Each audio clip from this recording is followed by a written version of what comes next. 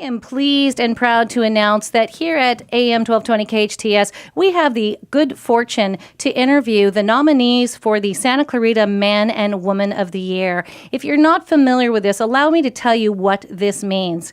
The purpose of the Santa Clarita Valley Man and Woman of the Year recognition is to honor men and women who have given outstanding volunteer service to the Santa Clarita Valley area. This is an incredibly charitable community, and we have an awful lot of individuals who give of their time, give of themselves, give of their money, but there are some Excalibur and exceptional human beings who cross our path, and I believe these are the people who have been nominated for this year's Man and Woman of the Year. Today, I have with me in studio Cheryl Gray, who's a property manager who's been nominated by the Santa Clarita Valley Boys and Girls Club. Cheryl, I'd like to invite you to our studio. That is our small but mighty audience, and they are expressing what I cannot do with two hands alone. I am reading here in your profile that you moved to Santa Clarita, you moved to Newhall specifically in 1984 because you had two daughters, and I want to quote why you did this. You came to provide them with good schools and small, rural, close-knit community. My first question is, did you find that? I sure did. Isn't it a great place? It is wonderful. I tell anybody who will listen to the sound of my voice, if you have a family, you need to move to Santa Clarita. You have no idea how incredible there's something in the water. I'm not sure what it is. I agree. It is a great community. Now, can I ask you where you came from before, where you were? The Glendale area and Los Angeles. All right. So you came out this way with two young daughters.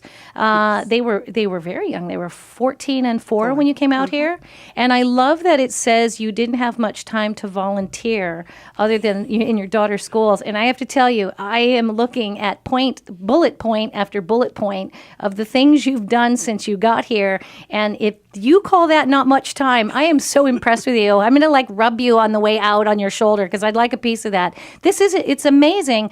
And was it the community itself? Did you already sort of have this charitable heart, or did you find by getting involved in the community, because I believe this area has always been that way, did you find yourself just inspired to be a part of it? Where did it come from? Well, it started off just volunteering in my daughter's schools, and then I got hooked up with the Boys and Girls Club in 1988, and that's where I got started with my volunteering with all the other affiliations. I think the Boys and Girls Club is an amazing organization because a lot of kids today, for the last really 25, 30 years, that we have busy parents. We're all trying to make ends meet, pay a mortgage, pay a car payment, pay for braces, and parents are working. And the Boys and Girls Club is kind of an extended family. Do you feel that to be true? And is that why you got involved? Yes, I do feel that is true. And when my youngest was in junior high is when I really hooked up getting the clubhouse, raise the funds for the clubhouse and all of that, because I knew she would benefit from it.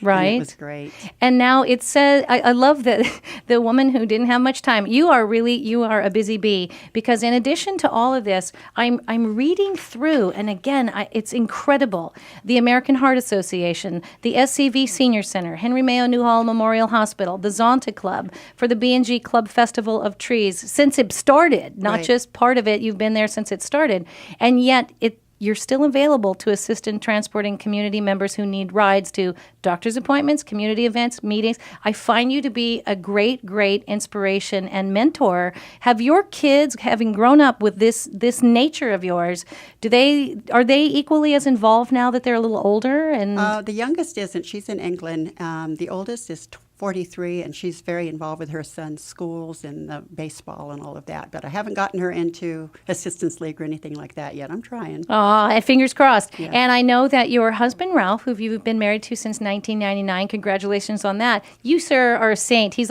off microphone and off camera here, but really to support you in your efforts and what you do in the community. He's pretty awesome, too. He is. He really is. And between you have 2 daughters, 2 sons, and 9 grandchildren. Yes. And in your spare time, you do stuff. I don't believe that to be true. I don't think you do any of. I don't believe there's any spare time. There's still some spare time, a little bit here and there. Now, as time goes on, I can't imagine you're ever going to stop doing what you do. No. you still find that love of community, that love of philanthropy, and I think you're an incredible inspiration, and I hope mentor. Do you have young people being in the Boys and Girls Club still that you reach out to, and do you feel that they're absorbing you a little bit? I hope so. And then there's also new people I meet in the community that I get involved. I've got one woman I got involved in Circle of Hope board with me, and now she's on Santa with me, and it's just just getting them involved. So you're bringing them in. No, bring them in.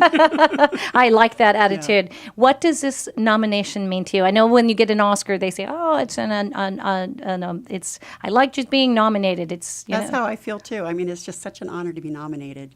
It really is, and I'm among a lot of really nice. You're in good ladies. company. I am. You're in very good company. I don't know who's going to get it, but we'll see. It's wonderful, and no matter what, you are serving as an inspiration to other members of the community. And I've said over and over again, people who say they don't have time ought to look at your schedule because that's impressive. Yeah, and I still work. And you work. So you volunteer, you work, and I have to look over here. It says in your spare time you do the theater and travel and visit with family members. Right, that's it. Do you drag them along too to do stuff? Come on, we're going to go do the tree thing. Come on, we're going to go do this. If they're in town, because they're not in town, but I try. I like that it's a family affair. Yes. Do you get your husband involved? Do you drag him too? I do. Okay, good. Again, I say, you're a good man, sir.